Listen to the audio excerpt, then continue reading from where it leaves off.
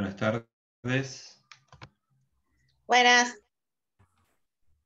Buenas Hola, tardes. profe.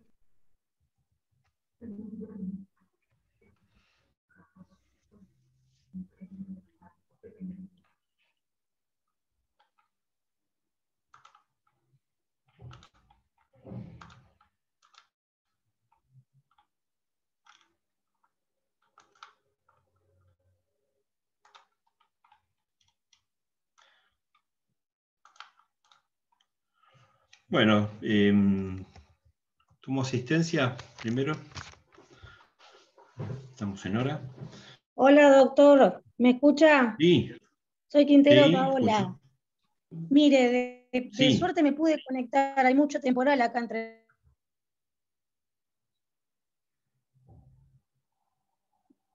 Me parece que yo no escucho ahora, no sé el resto. Doctor, No, se le ha cortado. Doctor, yo justo estuve hablando con Paola, me dijo que se iba a tratar de conectar, me mandó un SMS porque está en Trelew, hay temporal y dice que se le cae la conexión a internet. Bueno, no canudo. Mientras Era pueda para avisar. conectarse, igual se graban las clases. ¿Eh? La tomo como presente. Doctor, ¿cómo está? ¿Tomo lista? Sí, Está Ruel, sí. le habla. Yo estoy inscrito en la comisión 5, pero bueno, estoy aislado con COVID, así que voy a presenciar la clase esta semana de esta comisión virtual. Bueno, al final de la asistencia que tome, los que vinieron, los que están en forma temporal, temporaria, me avisan una vez que termine de tomar lista. Así lo saben. Muchas gracias. Anoto. ¿Eh?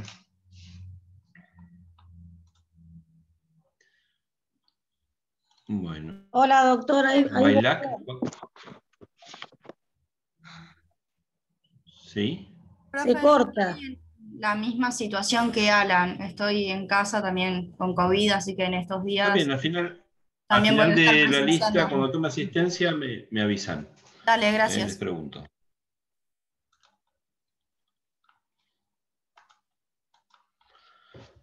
Bien, Bailac, Facundo. Bazán, Rosario. Presente.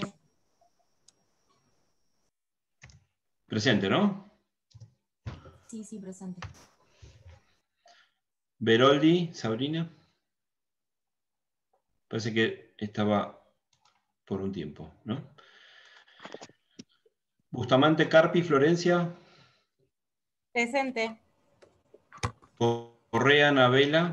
Presente.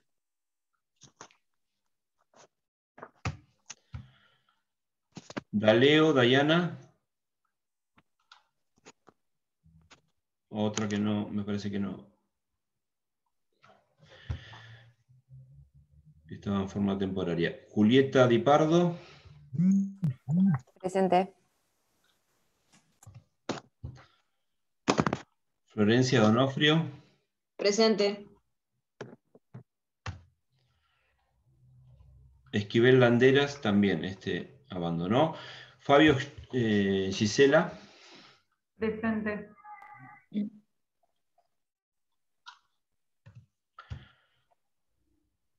García Rolfi, Delfina.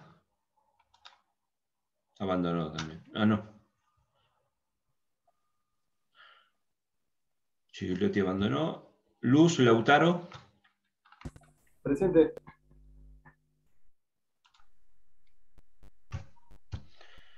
Macías Manuel. Presente.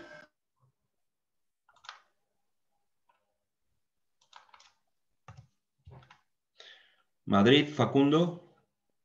Presente, profesor.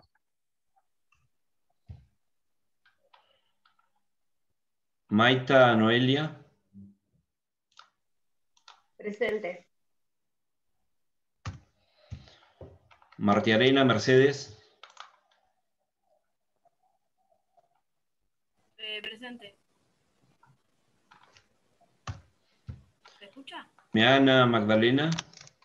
No, Magdalena. Meana me parece que no tiene ningún presente. Al menos Perdón, conmigo. doctor, ¿se escuchó? Sí. ¿No? ¿Meana? No, yo soy Marti Arena. Ah, sí, sí, te escuché. Ah, perfecto. Nogueira, Camila. Presente.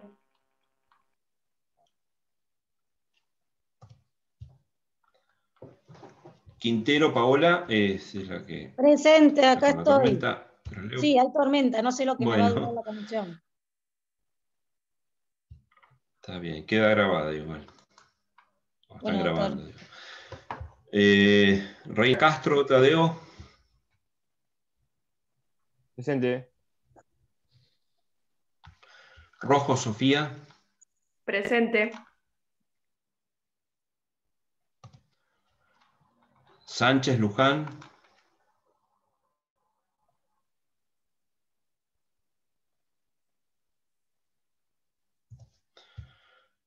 Torchelli, Sofía.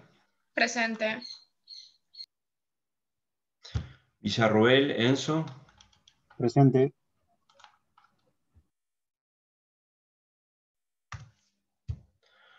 Zanet, Agustina. Presente, profe.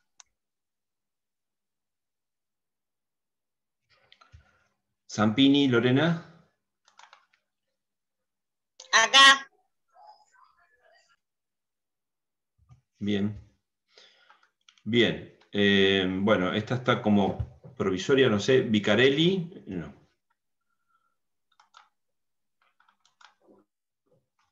A ver, otro nombre. De los que están Ledesma, hoy Rodrigo. en forma.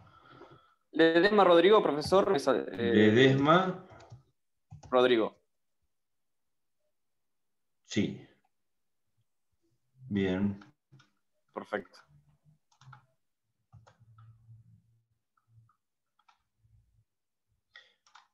¿Quién más?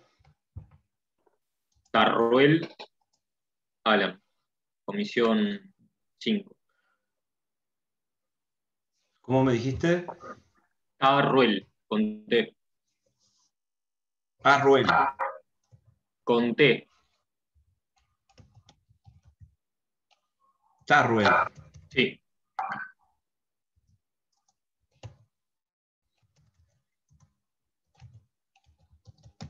Tarruel. Alan el nombre. ¿Nombre? Alan. Alan. Sí. Figuro en el listado de la comisión 5. ¿Quién más? Yo, profe. Gil, Julieta, de la comisión 1. Bien. ¿Quién más?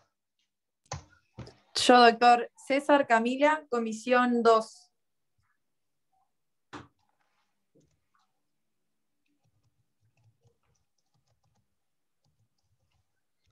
¿Quién más?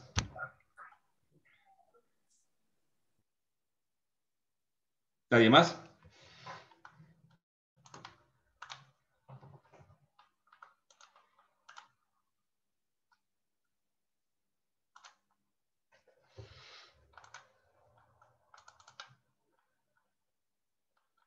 Bien.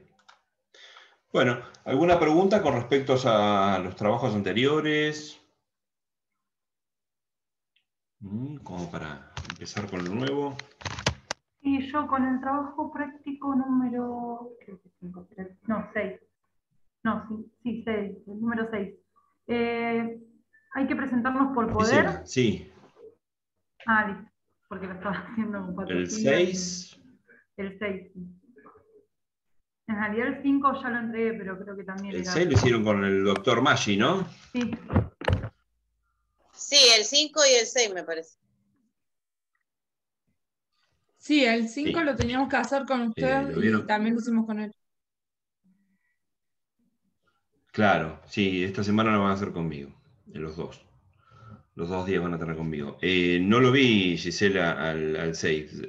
Preguntá por el foro en el campus al doctor Maggi. Ah, bien. Y le mandé a usted el mensaje por el campus por 2 trabajos Sí. prácticos. Primero le había mandado uno hace ya unos cuantos días, porque yo hice el trabajo práctico número 1, usted me lo corrigió, me dice que le falta el sumario, pero el sumario está. tiene que poner habilitar edición y ahí Ah, aparece. bien, sí, lo vi, está como encabezamiento de esos que no se ven. Y Exacto, después el otro no hay mensaje problema. era porque en el trabajo, creo que era 13.4 o algo así, que eran contestaciones de demanda, me di cuenta después de que los Lo habías puesto los autos. Sí, me di cuenta después de que los entregué y no había Sí, puesto también los lo vi. Está bien. En realidad, las correcciones que se hagan son para que ustedes en los próximos trabajos lo vayan corrigiendo, digamos, ¿no? Claro, pero como no No nos son corrigieron, a mí definitorios, me quiero corrigieron decir. solo el 1. Entonces. Sí, yo estoy un poquito atrasado con la corrección.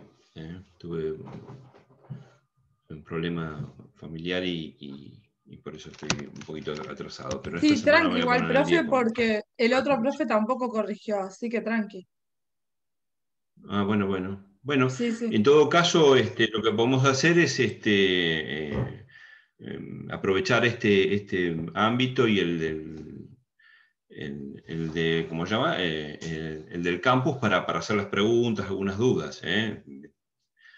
Antes que si las tienen antes, que las formulemos acá. Bien, ahí, por ejemplo, corregí algunos de demanda. Bueno, digamos las pautas y todo lo que estaban en clase, se dieron en clase, digamos. Eso no hay margen de duda, porque hay algunos que por ahí no sé si figuran como que han venido a la clase, pero en materia de la demanda de daños pusieron lesiones, cuando no había lesiones, lo habíamos hablado acá. Ese tipo de errores, digamos, van a ser considerados en contra, porque realmente lo hablamos acá en clase, hacemos la clase acá, digamos, pero pueden tener errores, digamos, Profe, como... sí. hablando del número 1, porque justo hoy vi que me lo corrigió, y Sí.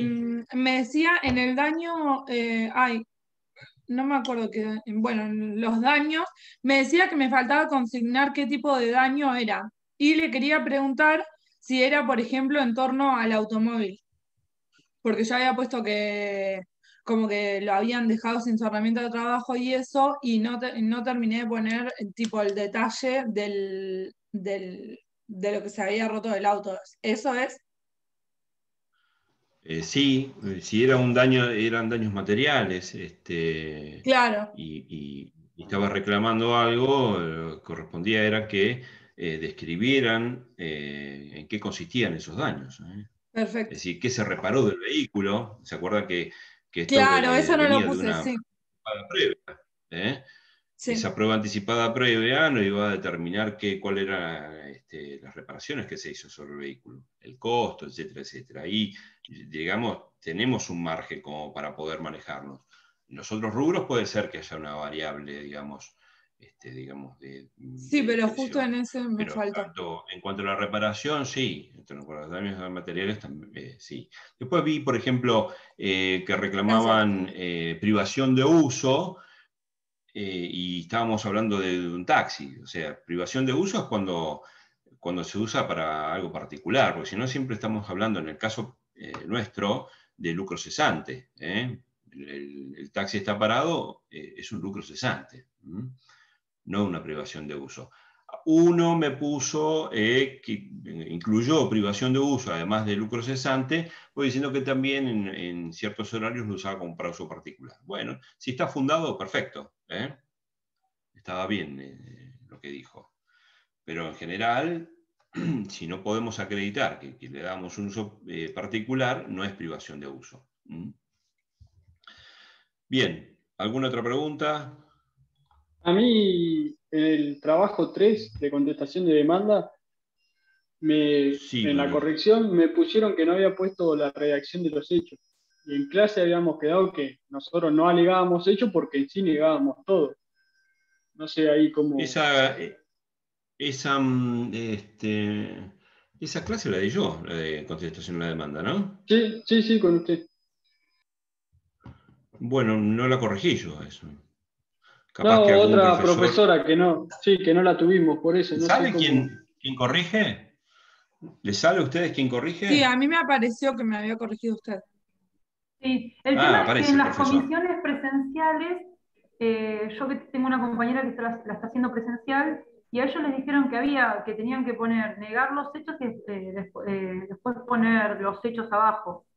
Y algunos inventaron, por ejemplo, que el tobogán ese día no andaba o que el parque estaba sanado. Y a nosotros en esta comisión se nos dijo que no, que había que negar todo. Claro, yo Entonces, igual. cuando nos corrige alguien de otra comisión, que no es la nuestra, es como que está mal. Y así en varios trabajos. O sea, Yo, nosotros profe, se nos igual dice una cosa y a otros Perdón. hijos otra.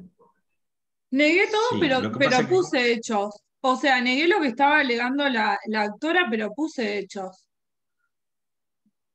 está bien, miren, las clases de la práctica en realidad son de acuerdo a cada cursada, es decir, y de acuerdo a lo que nosotros arribamos acá. Es decir, nosotros armamos la demanda, la contestación de la demanda, etcétera, etcétera.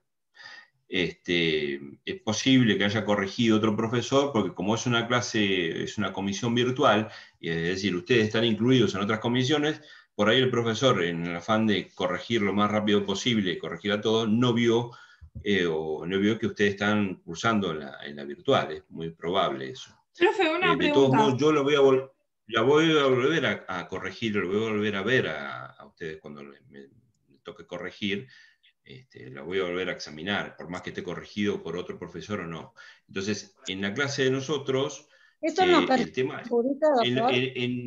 en la forma, digamos, en la forma general de la contestación de demanda, A yo mí les no me dije, corrigieron incluyen ninguno. los hechos.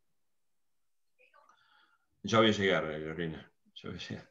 Ya casi. Yo le Les quería decía, preguntar eso en relación al parcial, o sea, ¿nos puede tocar que nos corrija cualquiera? Claro. Porque son diferentes ustedes no, criterios. porque ustedes van a rendir en forma virtual, como vienen haciéndolo actualmente. En cambio, Claro, los pero otros compañeros que están cursados van asistencial. yo estoy Así que anotada en no, la no. comisión 2, por ejemplo. Más allá Son de que No, las está bien, estemos 5. pero acá. los que están cursando asistencial rinden asistencial, o sea, presencial, perdón. Rinden presencial. Los que están ahora ustedes van a rendir en forma virtual. Así que no Claro, está hay. bien.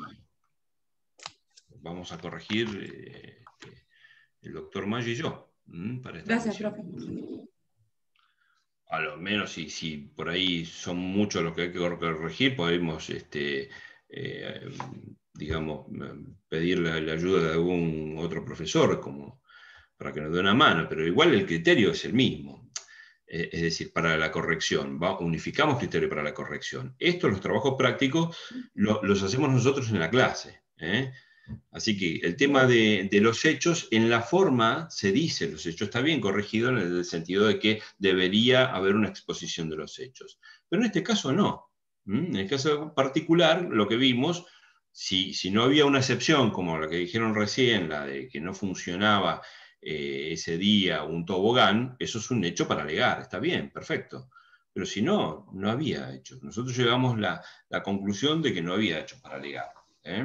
Así que no se preocupen. Doctor, discúlpeme, lo último que le quiero decir. A mí lo que me preocupa, más allá de esto, es que como los criterios son diferentes, nosotros tenemos la clase y ustedes nos explican, bueno, este es un proceso, por ejemplo, sumario, ustedes tienen que poner esto y esto. En el momento del examen, nosotros no vamos a, digamos, no vamos a tener la opinión de los profes, o sea, de ustedes, y a mí me da miedo de que, como en la clase se nos dice cómo lo tenemos que hacer y qué tenemos que poner, que en el momento del parcial, por ejemplo, en una contestación de demanda, pase esto, ¿no? Que diga hay que negar todo, y por otro lado tenés otra comisión, que es verdad eso, que dice, no, hay que reconocer y negar, y en el momento de la corrección, No, digamos, nos negar y perjudique. reconocer lo decimos todo. Vuelvo a decir lo que dije antes, que por ahí no se entendió. Nosotros en el parcial unificamos criterios de corrección. Ustedes van a tener un examen virtual como los que venían desde el año pasado, por esta situación particular. En cambio, los otros son presenciales. Así que no va a haber confusión con respecto a eso. Bueno, doctor, gracias. Las clases son distintas. Bien, ¿alguna otra pregunta? Y era oral, ¿no? ¿Es oral? ¿O... No, son escritos. Ah, escrito, es un caso y 4 preguntas. 4, La sí. verdad que no. ¿Estás hablando de la nuestra, de la comisión nuestra? Sí. ¿No habían dicho eso? Se hace en el campus. El parcial se hace en el campus. No sé cómo será las otras comisiones, pero esta comisión, igual que el año pasado, se hace dentro del campus. Hay un tiempo determinado y hay preguntas determinadas y por ahí algún escrito para hacer o algo. Ah, bien. No sabía. Pensé que lo habían dicho al principio.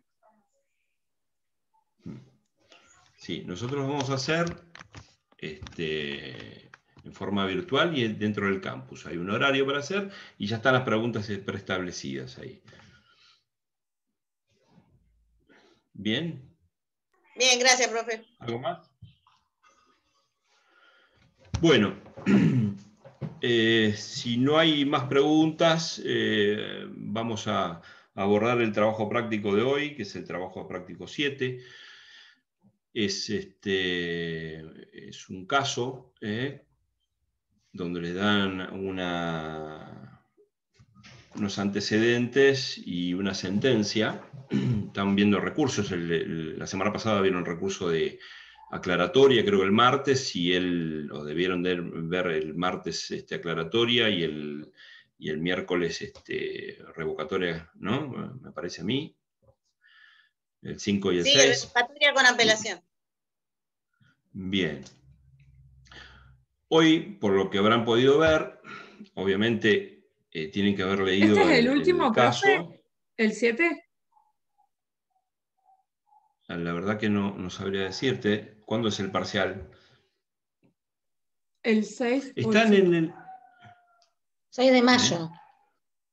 6 de mayo. Puede ser que sea el último. La semana que viene hacemos, por lo general una semana antes, hacemos la revisión de los casos, correcciones, y utilizamos la clase para evacuar consultas. Así que puede ser que sea la última clase, o sea, mañana la última clase, ¿no? O sea, hoy y mañana vamos a ver el trabajo práctico 7. Bien.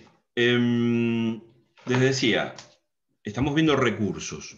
Vamos a hacer un repaso de lo que es recursos de apelación, recursos en general. Ya vimos aclaratoria y revocatoria. No sé si entrará queja más en la próxima clase, pero vamos a los recursos en general. Recordarán ustedes que cuando hay una disconformidad con una resolución, apelamos a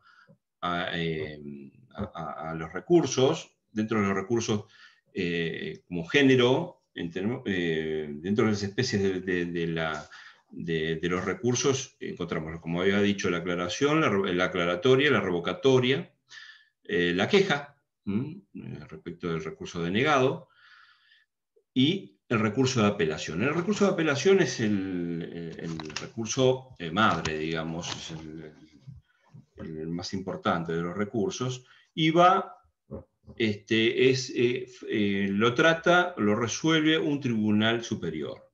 En este caso, un tribunal colegiado, es la Cámara de Apelaciones. Vamos a ver en qué términos, en qué forma vamos a recordar, mejor dicho, con lo que vieron en procesal, de qué forma y cómo son los trámites y los plazos. Bien. El recurso de apelación, recordarán ustedes contra qué procede. Procede contra providencias simples que causen gravamen irreparable, sentencias interlocutores o resoluciones interlocutorias y contra sentencias definitivas. Contra esas resoluciones procede. Vieron revocatoria que procede contra causen o no gravamen irreparable. ¿A qué se refiere con gravamen? Bueno, aquello que no puede ser reparado en una sentencia definitiva. Un perjuicio. Entonces tiene que haber un perjuicio. ¿Y qué es esto de cuándo no causa perjuicio o gravamen? Bueno, es casuística. Por ejemplo, una resolución que concede o deniega una resolución no es susceptible de recurso de apelación. ¿Cuál es la forma de atacar eso? La que deniega o concede una apelación. Una revocatoria. ¿Mediante qué recurso? La que concede o deniega un recurso un recurso. ¿Puede reiterar cómo? El que deniega la el recurso de resolución. apelación, ¿no? Sí. El recurso de queja. El recurso de queja, bien. No es susceptible de recurso. Aquella resolución que es de un traslado, mero traslado, no causa gravamen. Las resoluciones que son instructores o facultades que son como consecuencia de una facultad instructoria u ordenatoria del juez, tampoco no causan gravamen, y no son susceptibles de recurso de apelación. Recordarán ustedes, y ténganlo muy presente, el artículo 150 es inapelable para la parte que no contestó un traslado, la resolución que es consecuencia de ese traslado, del artículo 150, es inapelable la parte que no contestó. Por eso yo le estoy citando algunos casos en los casos que no hay gravamen, que no procede el recurso de apelación. Y, por ejemplo, también, que suele darse el caso, es aquella que es consecuencia de otra resolución que se encuentra firme y consentida o alcanzada por el efecto de la preclusión. Es decir,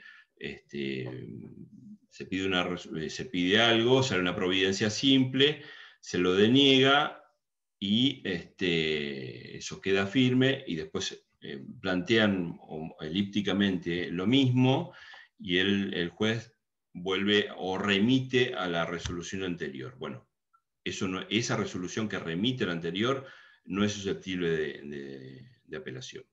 Bueno, así hay varios casos, digamos, pero lo que hay que tener en cuenta es lo que causa gravamen irreparable, es decir, aquello que no puede ser saneado o reparado en la sentencia definitiva. En cuanto a las providencias simples. Interlocutorias, no hay problema, y en cuanto a las definitivas, menos todavía. Pero siempre y cuando hablamos de interlocutorias definitivas, digamos, cuando hablamos de gravamen, es decir, aquella resolución que favorece a una de las partes, recordarán ustedes en Civil 1, von Jhering, que es el derecho es jurídicamente protegido, ¿no? En todo caso, si una resolución, una sentencia, favorece a una de las partes, es inapelable para esa persona porque no causa gravamen. Si le hace lugar a todo, ¿no? Como para que tengan un margen de conocimiento del que es el gravamen irreparable. Bien, dijimos resoluciones interlocutorias y definitivas. También el código establece ciertos principios generales que se establecen del mismo código. Por ejemplo, la regla de la apelabilidad y la inapelabilidad, ¿no? También hay que tener en cuenta esto cuando vamos a impugnar o atacar una resolución judicial. ¿Y qué es esto? Y vamos a ver de acuerdo a qué tipo de proceso estamos tramitando. Por ejemplo, la regla general, el principio del juicio ordinario, ¿cuál es la regla general en el juicio ordinario? ¿Qué rige? Son apelables. La regla es la apelabilidad, ¿no? Por excepción es la inapelabilidad. Y la excepción la vamos a encontrar en el juicio ordinario en el 377 del Código Procesal. Siempre tengan el código a mano, 377.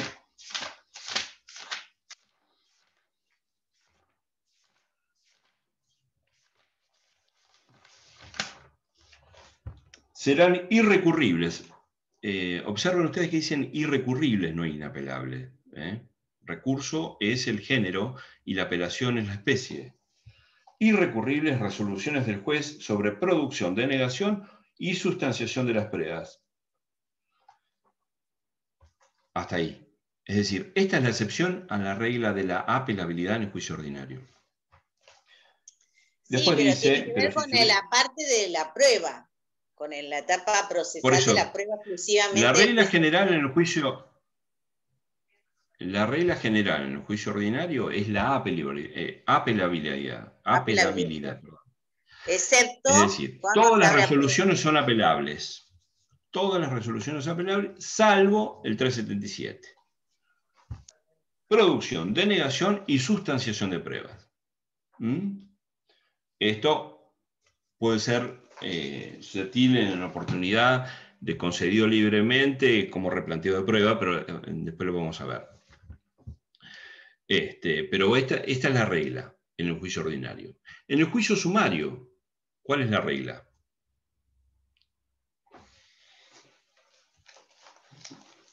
La inapelabilidad. La inapelabilidad. Pero esa inapelabilidad o esa apelabilidad, hay más excepciones en el sumario. Vamos al 494 y nos va a decir qué resoluciones son apelables. Únicamente serán apelables, en el 494 segundo párrafo, la resolución que rechace de oficio la demanda, la que declara la cuestión de puro derecho, la que decide las excepciones previas, la providencia cautelar, las resoluciones que pongan fin al juicio o impidan su prosecución y la sentencia definitiva. Es decir, la regla es la inapelabilidad y estas son las excepciones. Y si vamos al juicio sumarísimo, lo único apelable es la medida cautelar y la sentencia definitiva.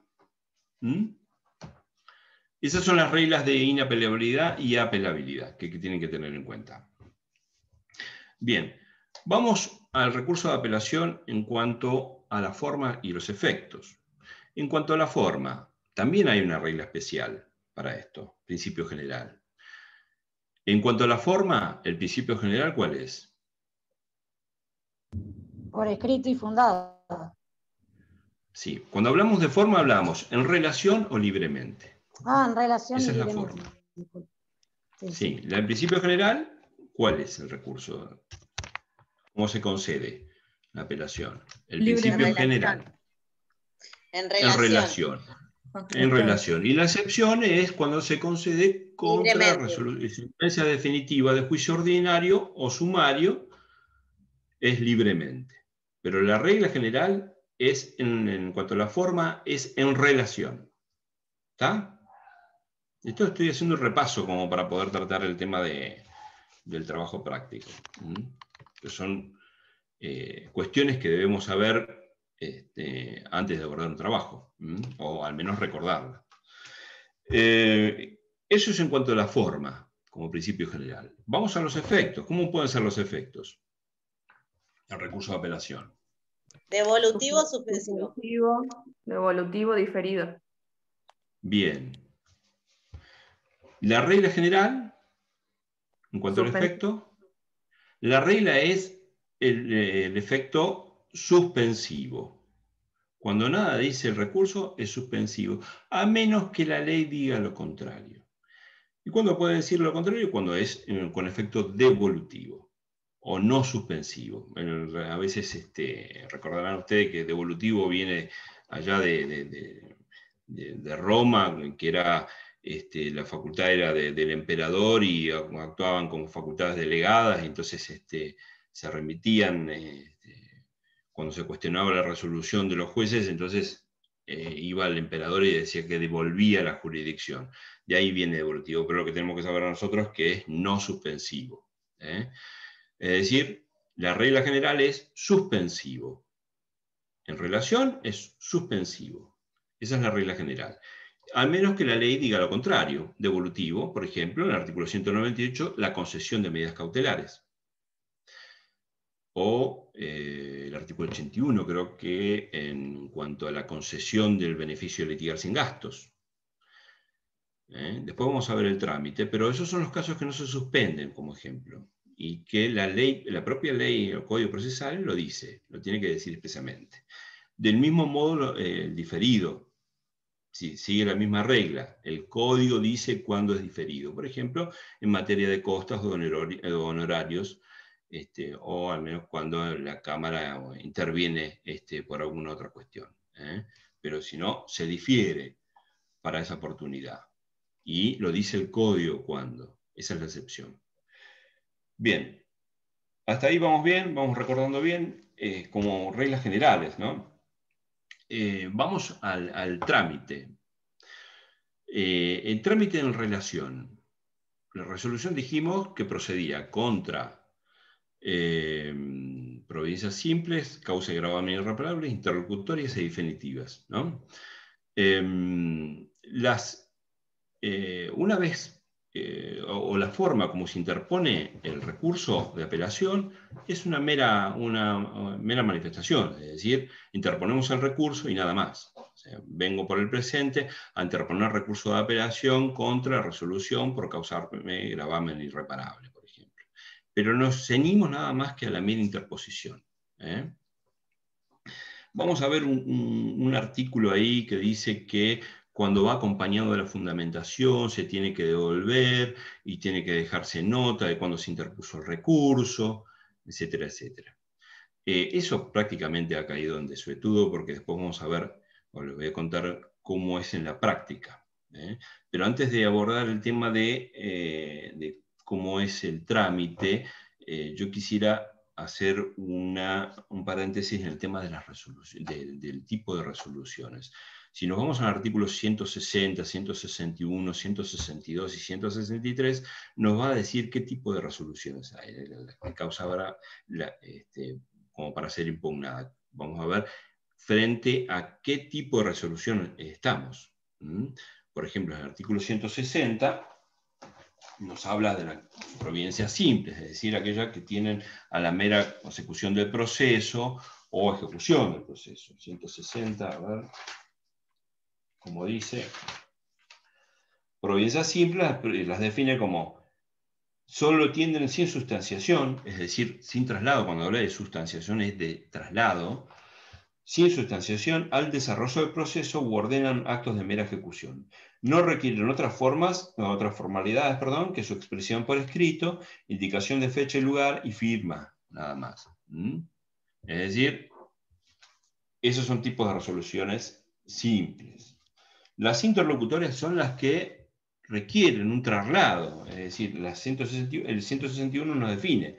Las sentencias interlocutorias resuelven cuestiones que requieren sustanciación, planteadas durante el curso del proceso, además de los requisitos enunciados, también le exige la fundamentación, los fundamentos. En la providencia simple no hace falta fundarla, si bien es buena práctica que el juez en la providencia cite normas, pero en realidad no hay una adecuada fundamentación en la providencia simple. Deberá contener los fundamentos, la decisión expresa positiva y precisa de las cuestiones planteadas y el pronunciamiento sobre costas. Esto es, por ejemplo, las cuestiones incidentales o incidencias que se dan durante el transcurso del proceso.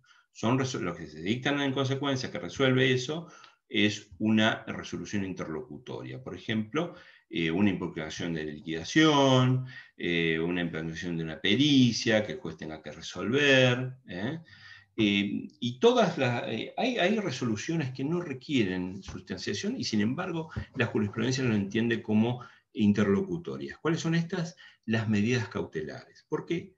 Porque no requieren sustanciación, es decir, por su naturaleza son inaudita par, entonces el juez está obligado a fundamentar la concesión o denegación de un recurso. Estas, según la jurisprudencia, la mayoría de la jurisprudencia, deben ser tomadas como interlocutorias. Esto es en la práctica, hay que ver el criterio de cada juez, pero si nosotros estamos frente a una medida cautelar, y consideramos que puede ser viable un recurso o podemos plantearlo, un recurso de revocatoria. Recuerden ustedes que las interlocutorias, no procede con la revocatoria contra las interlocutorias, y esto, digamos, deja un margen de duda en la medida cautelar, lo podemos plantear igual, pero siempre y cuando dejemos planteada la apelación en subsidio. Esto es de buena técnica, ¿no? Porque, digamos, el juez no puede decir, no siendo susceptible del recurso de apelación, la resolución atacada, se desestima la misma. Entonces, nosotros debemos dejar la apelación en subsidio salvaguarda en el sentido de que no sabemos cuál es el criterio del juez. Pero, y en el Código de Reformas, en la reforma, el Código de Reforma, el Código Procesal, establece como que las revocatorias que son susceptibles de revocatoria las medidas cautelares. Pero bueno, digamos que hoy queda a criterio de los jueces, digamos, si es interlocutoria o no. La mayoría considera que sí. Y frente a las definitivas también procede, ya dijimos en cuanto a su forma libremente,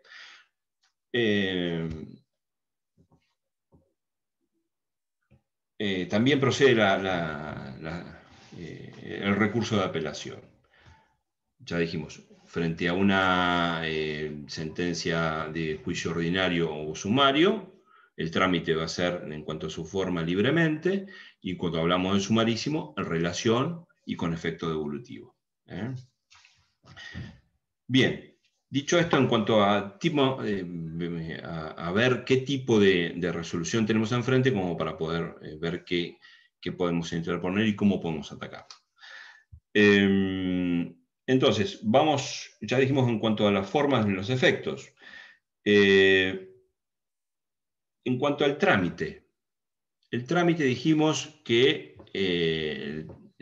nos limitamos nada más que a la mera interposición, y que esa parte del artículo había caído en desuso, que es el tema de que se devuelva cuando va acompañado de fundamentación. Esto es por ahí en tema práctico. ¿Por qué? Porque por ahí lo primero que tenemos que observar es cómo nos notificamos. Primero es, para poder interponer un recurso, tenemos que ver si está en término. Y en términos vamos a estar a partir de cuándo nos notificamos. Esto lo habrán visto en el recurso de revocatoria y aclaratoria, de cómo se notifican las resoluciones, y vemos que, por ejemplo, hay resoluciones que se notifican Ministerio de Ley, o cédula o personalmente. Las definitivas, por ejemplo, o las interlocutorias con carácter de tales, el artículo 135 inciso 12. Esas se notifican por cédula personalmente. Hay cierta jurisprudencia que dice que las definitivas y las interlocutorias con fuerza de tales, cuando se actúa con patrocinio, debe estar, por más que se notifique al abogado patrocinante, el plazo corre a partir que se notifica a la parte. Una vieja jurisprudencia de la Corte Provincial. Pero bueno, entonces vamos a tomar en cuenta el plazo y cómo se notifica la resolución para interponer el recurso, para ver si estamos en término. El plazo es de 5 días en el recurso de apelación, que es el plazo común.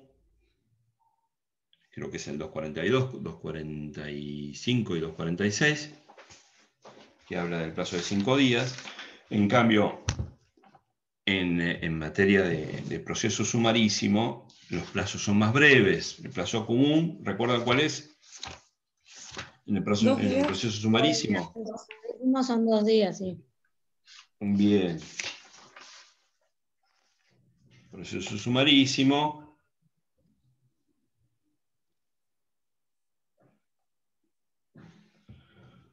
Los plazos comunes son de 2 días. Salvo el de traslado de la demanda, que son de 5, y el de la prueba. Bien. Pero es 5 días. Bien, una vez interpuesto el recurso, vemos cómo lo concede el juez, y vemos frente a qué resolución. Principio general, en relación y con efecto suspensivo. Asiste la carga en el 245 y 246 de fundar el recurso. Esto es importante, el fundar el recurso, porque además que es el trabajo a donde vamos a llegar, como para abordar el trabajo del día de la fecha, ¿en qué consiste la fundamentación? Primero hay que diferenciar algo terminológico o de denominación, que en la práctica se dice que es, cuando hablamos en relación, la fundamentación se llama memorial. Y cuando hablamos de fundamentación en el recurso concedido de forma libremente, hablamos de expresión de agravios. Memorial en relación, expresión de agravios en libremente. En ambos, siempre en el recurso de apelación, el que resuelve es el Tribunal Superior. En este caso, la Cámara de Apelaciones. Bien, que es un tribunal colegiado. La Cámara, yo no sé si ustedes saben, la Cámara de Mar del Plata tiene 3 salas. Las salas están compuestas por 3 jueces, porque tiene que haber un número impar para poder decidir.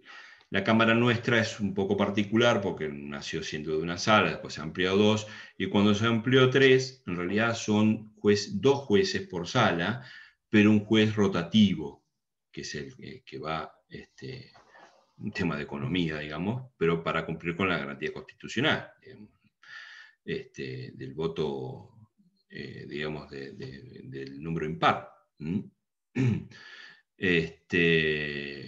Así que bueno, es particular la Cámara nuestra, digamos, en ese sentido. Pero lo que tienen que tener es saber, acá hay 3 salas. Bien, el trámite. Seguimos con el tema de relación. Entonces, lo primero que hacemos cuando se concede en relación es la fundamentación, que lo llamamos memorial.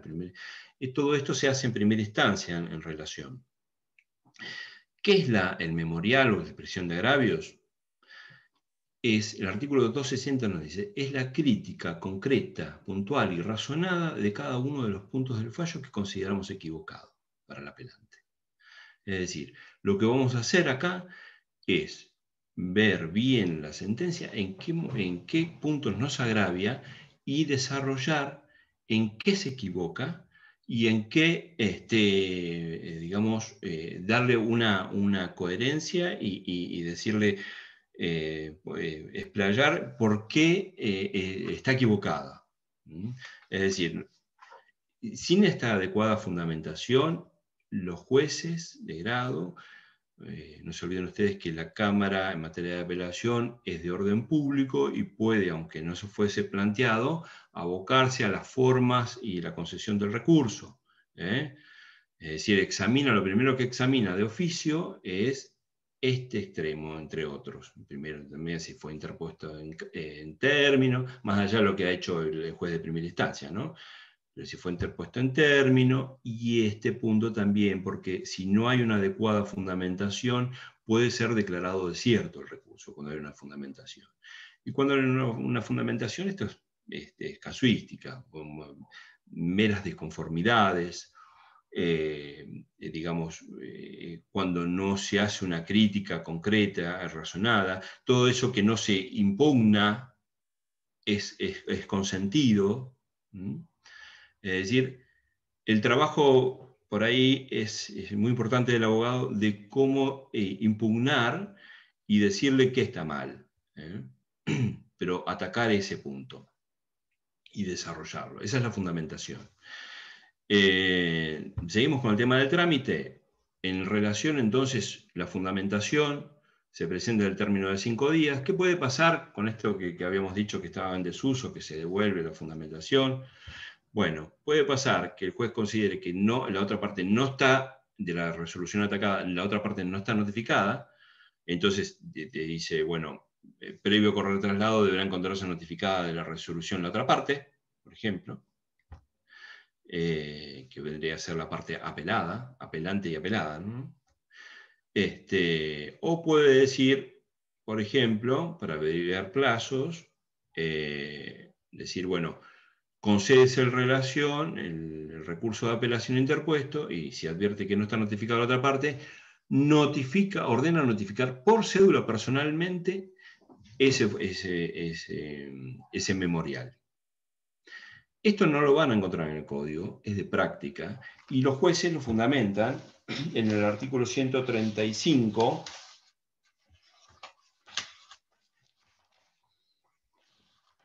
les digo que el inciso, lo que es el 12, a ver.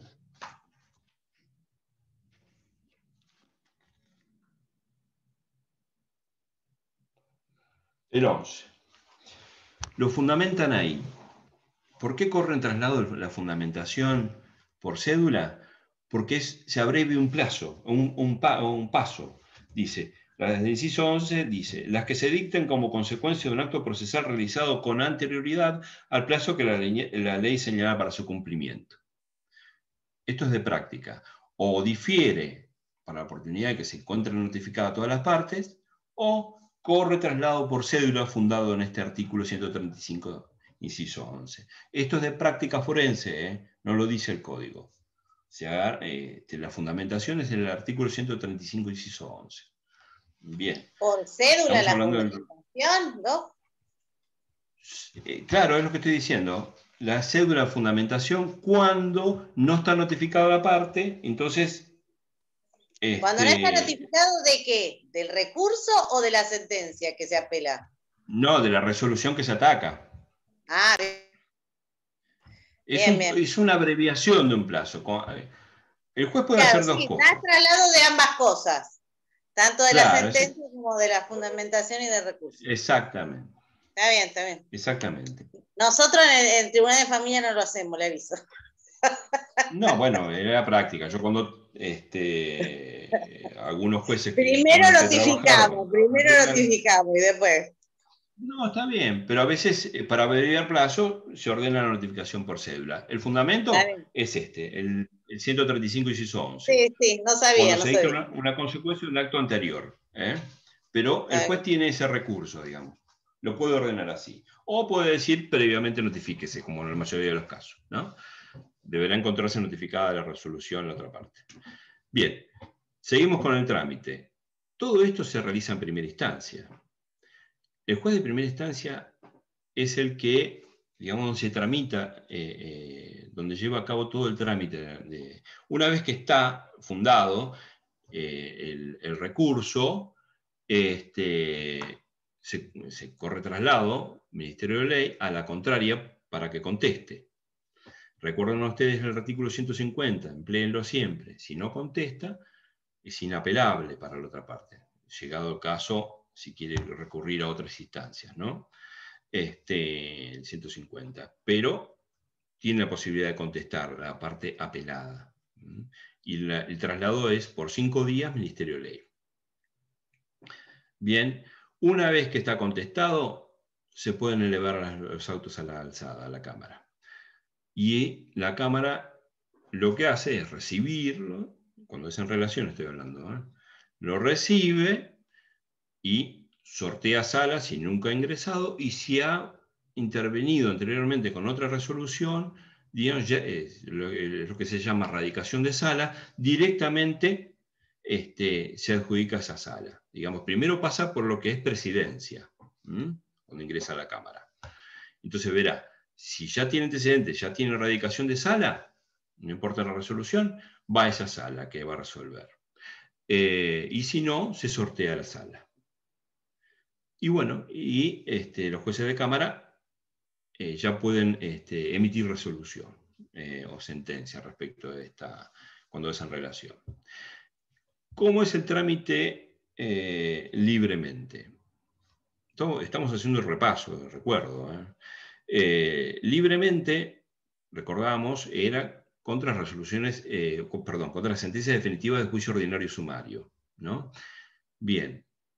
También, lo mismo, la mera interposición del recurso, en ese caso el juez directamente concede libremente, concédese libremente el recurso de apelación y verán que constatará que estarán todos notificados y elevará a la Cámara nada más.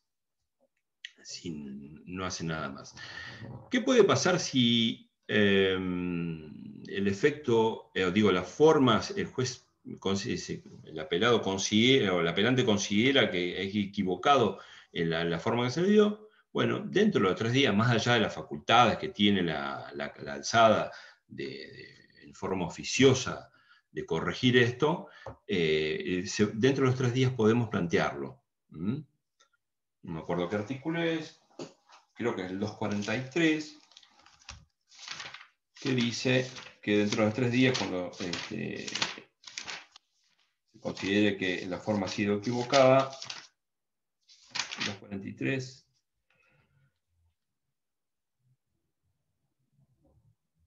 no, 43.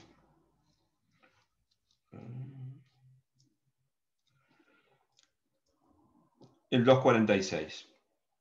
Segundo párrafo. Dice, si cualquiera de las partes pretendiese que el recurso ha debido otorgarse libremente, podrá solicitar dentro de 3 días que el juez rectifique el error. Es una especie de revocatoria, no lo es de acuerdo a este artículo, más allá de que la Cámara tiene las facultades oficiosas. Bien, entonces, como dijimos, la concesión es libremente, se limita nada más que a la mera interposición y el juez nada más que a la concesión si procede, si está en términos, etc. Una vez que está todos notificados, transcurrido el plazo para apelar, etc., y está en condiciones, se eleva a la Cámara. Como les dije recién, si hay radicación de sala, ya ha tramitado el expediente, ha intervenido en alguna sala, va a esa sala. Si no, hay sorteo de sala. Y después, el secretario pone los autos para alegar. Para expresar agravios. La fundamentación en Cámara del recurso concedido libremente se llama expresión de agravios. Recuerden que en relación se llamaba memorial, acá expresión de agravios. La expresión de agravios, el secretario pone, dependerá si 5 o 10 días, si se trata de juicio sumario u ordinario, para expresar agravios. Y esa resolución se notifica por cédula o personalmente. En ese plazo, tiene hasta ese plazo como para poder hacer la expresión de agravios, se presenta la expresión de agravios y de esa expresión de agravios se corre traslado a la contraria, al apelado, Ministerio Ley. Pero la primera, la de expresión de agravios, es por cédula o personalmente. Incluso la Cámara lo que suele hacer es conceder el préstamo directamente. Concede el préstamo. Esto, bueno, ahora en el actual contexto, por ahí habría que ver cómo se da el tema. Si es un expediente digital, no hace falta, obviamente, íntegramente digital, pero si no, en situaciones normales, lo que hace la Cámara es facilitar el préstamo del expediente. Bien, se expresa agravios. También dentro en esa oportunidad, vamos a hacer un repasito así muy rápido, está la fundamentación de las apelaciones diferidas. Cuando se hubiese concedido un recurso en el trámite de proceso con efecto diferido, bueno, esta es la oportunidad para fundamentarlo, en forma previa a la expresión de agravio de la sentencia definitiva. Se fundamenta en esta oportunidad la concesión de los recursos con efecto diferido. ¿Por qué se llama libremente? Libremente porque da la posibilidad de que exista prueba. En cambio, la relación se limita nada más que a lo impugnado. Pero en libremente puede, en forma excepcional y en algunos casos que el Código prevé, la producción de prueba. Y esto es el replanteo de prueba. Es decir, por ejemplo, cuando hubiese sido denegado un hecho nuevo, creo que la denegación del hecho nuevo es con efecto con efecto diferido, si mal no recuerdo, 364. Sí, doctor, el hecho nuevo con efecto diferido. ¿Sí? ¿Me confirman? Bien, perfecto. Bueno, alguna declaración de caducidad o denegatoria, por ejemplo, así para hablarlo de forma genérica, alguna denegación de prueba, podemos volver a plantearlo acá, obviamente fundamentarlo, pero no podemos incorporar prueba nueva, salvo hecho nuevo. Podemos alegar hecho nuevo acá, en cámara, o el hecho nuevo denegado. Pero tiene que ser, obviamente, de hecho posterior, más allá de la facultad del juez, por el artículo 163, de valorar los hechos extintivos, modificativos y bueno, no me acuerdo de otro más. Constitutivos, gracias, aunque no hubiesen sido alegados por las partes. Entonces, esta es la oportunidad también, en forma previa a la expresión de agravios, para introducir el replanteo, lo que se llama replanteo de prueba. Lo van a encontrar en el código, qué tipo de prueba es, por lo general la denegatoria, y vamos a tener que fundamentar de que esta prueba es decisiva para el fallo, no una prueba irrelevante, sino vamos a tener que fundamentar esto en forma previa a la expresión de agravio, como les dije, que esta prueba es decisiva y puede cambiar los términos de la sentencia dictada en primera instancia. Bien. Luego de esas cuestiones previas, abordamos el tema de la expresión de agravios. Y como les dije, vamos a estar al artículo 160, que es una expresión de agravio, es la crítica puntual, concreta y razonada de cada uno de los puntos del fallo que consideramos equivocados. Entonces vamos a citar, por lo general de buena técnica, transcribir lo que consideramos que está equivocado y a partir de ahí empezar a desarrollar la fundamentación. Bien, hasta aquí el repaso como para que nosotros estamos en condiciones de abordar el trabajo práctico para el día de la fecha. Ya les dije, no hay problema de tiempo porque la vamos a seguir en la clase de mañana. Lleva tiempo esto. Y ustedes habrán podido leer que si me pueden hacer algún comentario con respecto al trabajo práctico.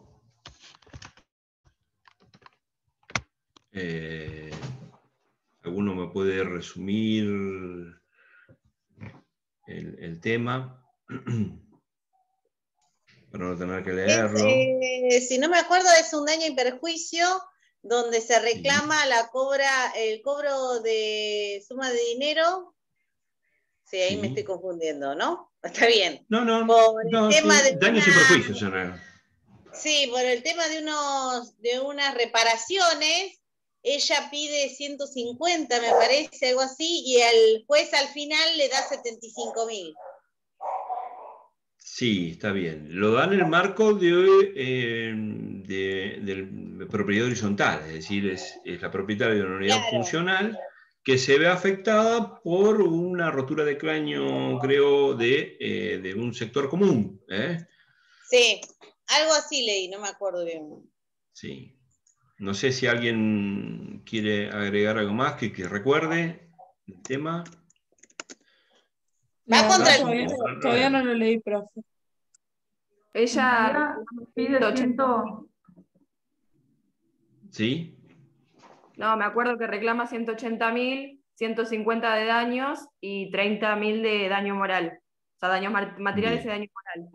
Y en lo que no coincide el perito que ella, digamos, propone es en los metros cuadrados que fueron afectados y en, digamos, el monto total de las reparaciones, como que para él es menos, tanto los metros como la plata gastada para arreglarlo. Y el juez además dice que el daño moral no procede porque ella no habita en el lugar que está en el edificio, es en la unidad funcional. Entonces no hay daño moral. Está bien.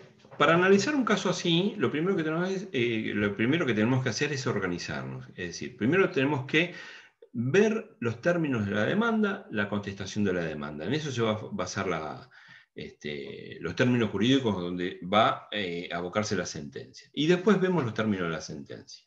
Entonces, la demanda reclama por daños y perjuicios, 130 dijimos, o 150. 150. 180.000. No, pero daños por rubro. Perjuicios y daño moral. 150. Sí. Por rubro es daños materiales producidos en el inmueble de 150, ¿no? Y 30 de daño moral.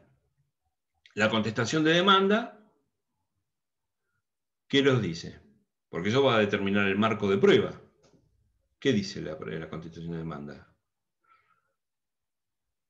Negó la totalidad de lo mismo, de la demanda, la negó. Y algo más negó Manuel, me parece, ¿no? Más allá de...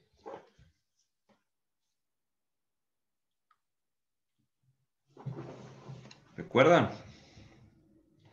Esto es esencial para analizar una sentencia. Nos tenemos que remitir primero a los instrumentos constitutivos de la litis. Demanda y contestación de demanda. Contestan también que no probó que es titular dominial de la unidad funcional. Exacto. Eso cuestiona. Bien, muy bien. Entonces ya tenemos los términos de la demanda y la contestación de demanda. Bien, la sentencia. La sentencia, como dijimos, en la forma, lo primero que va a hacer, autos y vistos, de que se refiere a la carátula del expediente, y después aparece un punto que se llama resultando, que obedece al 163, inciso...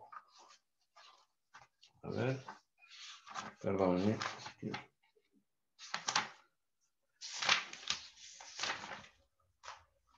163, en cuanto a la forma, dice, inciso 1, la mención del lugar y fecha, el nombre y apellido de las partes. Tercero, la relación sucinta de las cuestiones que constituyen el objeto del juicio. Esto es el resultando. ¿Qué es el resultando? Que pone ahí el juez. Es prácticamente una transcripción, una descripción de las partes constitutivas del escrito, del proceso. Es decir, qué reclama, cuánto reclama, por lo general va a ir al objeto, después va a citar la contestación de demanda, cuándo contesta la demanda, por quién se presenta. Esto es una cita directamente, una descripción del expediente, el resultando, no considera nada. Después, en el siguiente punto, una vez que dice, por ejemplo, que se habrá prueba, se produce tal prueba, y se llaman autos para sentencia, aparece el considerando. Y el considerando es el inciso artículo 163, la consideración, por separado, de las cuestiones a que se refiere el inciso anterior. Esto es, el juez va a pronunciarse por el derecho aplicable, los hechos, la valoración de los hechos y las pruebas que se han producido ahí. Y recordarán el sistema de valoración de la prueba en materia de proceso civil y comercial. ¿Recuerdan? La sana crítica. Sana crítica. Sana crítica, bien, Paula. Entonces, ¿la sana crítica qué es? La sana crítica es que el juez no está obligado a pedirse sobre todo la prueba, hacia la valoración, sino aquellas que vayan a ser fundantes para el resultado del juicio, o que considere como fundantes para el resultado del juicio. Eso es la sana crítica. A diferencia de la libre convicción, la íntima convicción, en otros sistemas de procesos, en otros fueros. Entonces, lo que tenemos que ver acá, lo que salta a la vista, es que nosotros vamos a abocarnos a los considerandos, para poder impugnar o cuestionar esta resolución. Como dice el artículo 260, todos y cada uno de los puntos que el juez que considera equivocado, los puntos del fallo que considera equivocado, bueno, son los puntos del considerando. Lo que no cuestionamos queda firme. Entonces, donde debemos trabajar, el objeto del trabajo nuestro es en el considerando. Bien, Sí, pero si alguien en el resultando también, ¿o no, profe? No, el resultado es un resumen de lo que fue el proceso. Entonces, el considerando es la fundamentación, es la opinión del juez. Ahí vamos a trabajar nosotros. Y el resultado, que es el fallo, obviamente. Pero donde trabajamos nosotros en la expresión de agravios es en la fundamentación. También en una interlocutoria. En la interlocutoria tiene que tener un considerando. No tendrá el resultando, pero sí el considerando. El considerando es la valoración que hace de la prueba, qué derecho es aplicable y qué hechos va a tomar en cuenta. O sea que la expresión de agravio se debe fundamentar en el y considerando. En el considerando, exactamente. Ahí es donde vamos a trabajar. Considerando. Exactamente, que consideremos equivocado. Entonces, sí o sí vamos a tener que leer el considerando. ¿Alguien lo quiere leer? Y antes que lo lean, tomen nota de algunas cuestiones que ustedes consideran que está mal, que el juez considera, que va a ser motivo de crítica de ustedes. Bien, ¿alguien lo quiere leer? Considerando. Es cortito, no. Bueno, si quieren lo leo yo. Ay, sí, porque yo no lo tengo mal. Bueno, y considerando. 1. En su responde, la demanda niega acción a la actora por no haberse acreditado ser titular dominial de la unidad funcional. Punto. Se debe desestimar esta defensa porque de los intercambios epistolares y demás probanzas de autos surge que nunca, hasta el momento, se le negó a la actora tal carácter. Es decir, que la demandada, por negligencia o no, viene contra sus actos propios, lo que está vedado en derecho. Doctrina del artículo 953 del Código Civil, doctrina pacífica de la Suprema Corte de Justicia y otros tribunales. Por otro lado... Vamos a detenernos en este punto, que es el primer punto, ¿no? Bien. Nosotros asumimos el rol de actores, digamos, ¿no? En este punto nos favorece. ¿Qué resuelve el juez? Dice que si bien en la contestación de la demanda niega el carácter de titular de ese inmueble, no lo hizo en las anteriores y hace aplicación de la doctrina de los actos propios. Recordarán ustedes que es una doctrina de la buena fe. Nadie puede venir contra un acto propio jurídicamente relevante y plenamente eficaz. Venir un contrafactum propio non valet, creo que es en latín. Y esto es un principio de buena fe. Si vos reconociste o no dijiste nada en su momento, no podés venir a desdecirte luego en otra oportunidad procesal. Entonces, bajo ese fundamento, desestima el juez. Consideramos que es ajustado de derecho esto y nos favorece también, digamos, rechaza esta cuestión. Esta cuestión también podría haberse planteado como una defensa. Bien, seguimos con el siguiente punto.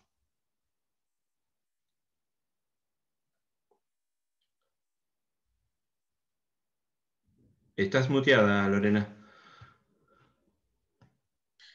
Perdón. ¿Ahí está? Sí. Por otro lado, esta acción estaría legitimada al no haberse negado el carácter de poseedora, tenedora o usuaria de la cosa, por la manda del artículo, pusieron XXX, ahí está mal, del Código Civil, que autoriza accionar a estos si han sufrido un daño. Punto 2. Sí, por ahí es una fundamentación de una norma de fondo, por ahí como la ley de propiedad horizontal o el Código Civil actual, no sé. Punto 2. Eso es un punto. Este es el primer punto, La primera cuestión que nos favorece. O sea que no decimos nada de esto.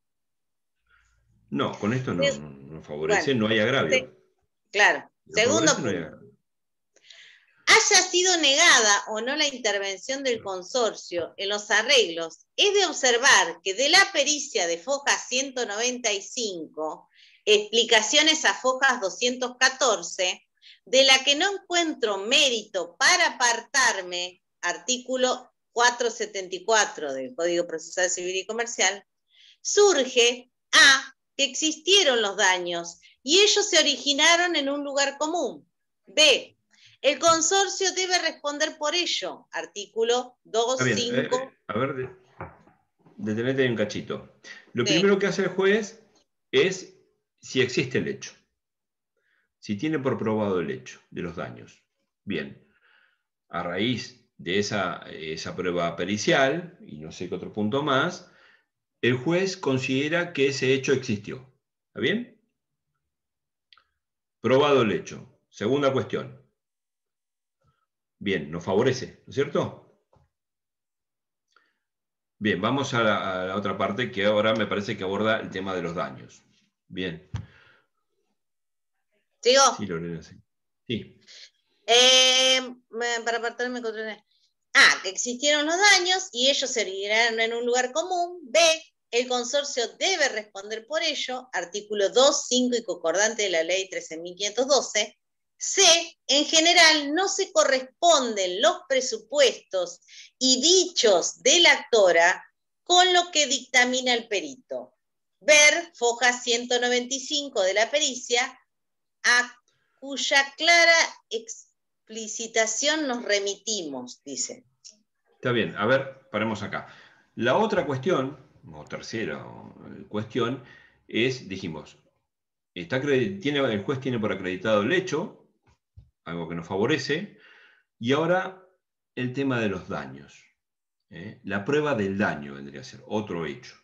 La prueba del daño punto C vendría a ser probada, lo tiene como acreditada, pero la extensión del daño es lo que difiere acá, ¿no? El juez valora, de acuerdo a esa valoración de la prueba, de la sana crítica, por medio de la fundamentación de la 474, que es la pericial, es la prueba pericial rendida en la causa. Esa prueba pericial, si nos vamos a los antecedentes, creo que establecía un monto, ¿no?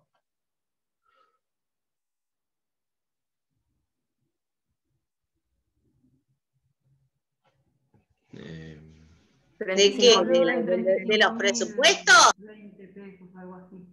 No, respecto de a cuánto arribaba el monto de la pericia, que el juez dice que se va a agarrar de ahí. Ah, 75.250, 550. 75.000 pesos, una cosa así. No, eran 35.000. 35.020 la prueba pericial. El juez es el que la prueba de los 75.000.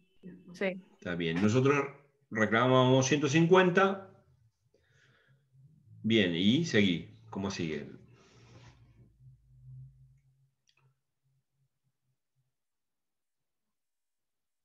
Estás muteada, Lorena. Perdón.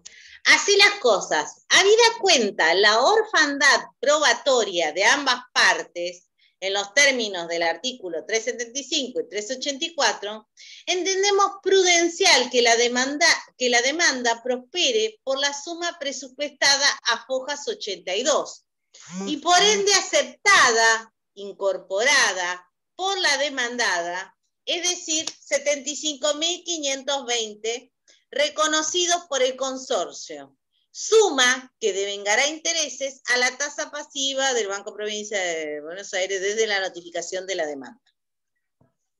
¿Ahí terminó el punto? Bien. No, acá sí, porque después empieza con el daño moral. Bueno, vamos con respecto, acá sí, no sé qué les parece a ustedes, si hay agravio. En principio también hay una contradicción, porque primero dice que se va a establecer en función de la pericia, que no tiene mérito para apartarse, pero después termina reconociendo el monto que hizo en realidad el propio consorcio, la administración, la contraria.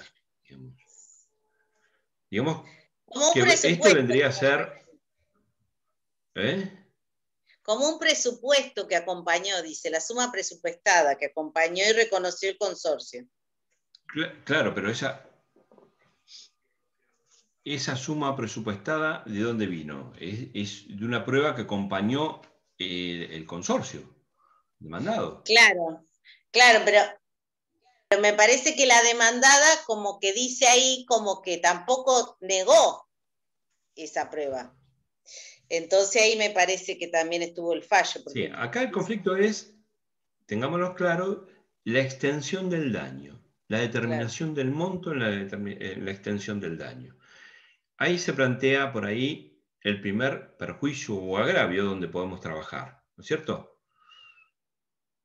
Primero porque en cuanto a lo que se le exige como sentencia, que debe ser algo razonado y lógico, es que primero valora la prueba pericial, después toma en cuenta para resolver la extensión de lo que había reconocido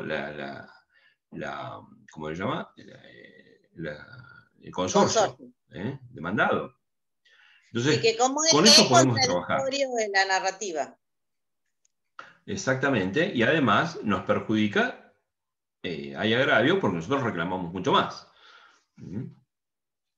En todo caso, no sé si los términos eran o lo que más o en menos, recuerdan esa cláusula, de lo que resulte de la prueba, y la prueba es otra cosa, nos dice otra cosa la prueba.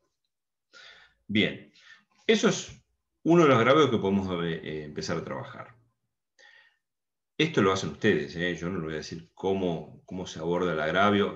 Mañana vamos a ver el tema de la forma, de cómo se hace el escrito, pero esto del desarrollo lo tienen que hacer ustedes. Acá estamos viendo Profe, o sea, cuáles que son lo los ideal agravios. sería que lo ideal sería que copiemos el agravio y abajo empecemos como... Sí, transcribimos el agravio y después lo desarrollamos. Exacto. Este sería transcribir ese párrafo completo y después decir, bueno, me causa gravamen este párrafo, lo que dice el juez acá o lo que decide el juez acá, y después nosotros desarrollamos nuestra fundamentación. ¿Y podemos omitir alguno? Tipo, no transcribir todos uno por uno, sino omitir alguno que, por ejemplo, no nos cause ningún agravio. No, claro, lo que vamos a transcribir acá, o lo que vamos a decir acá, es lo que nos causa gravamen. Solo eso, claro.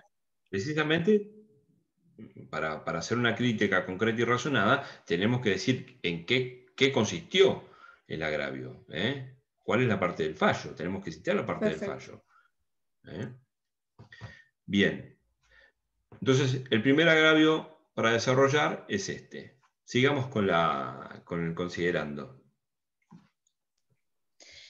Bueno, dice, el daño moral debe ser desestimado porque no solo la actora no reside regularmente en la unidad, sino que el sistema de la ley 13.512 es un sistema, valga la redundancia, solidario. Son los consorcistas y no el señor consorcio quienes abonan estas deudas. Además, no se dan los agravios y sufrimientos que para que prospere este ítem requiere la Suprema Corte de Justicia en su doctrina legal. Ver, dice Ax y sentencia de 1990, que, bueno, registrada 539, entre otros. Por otro lado, es facultad del juzgador y no obligación concederlo en daños contractuales. Artículo 522 del Código Civil. Sí, el viejo artículo. Bien, acá tenemos otro agravio, ¿no? ¿Les parece? Para desarrollar.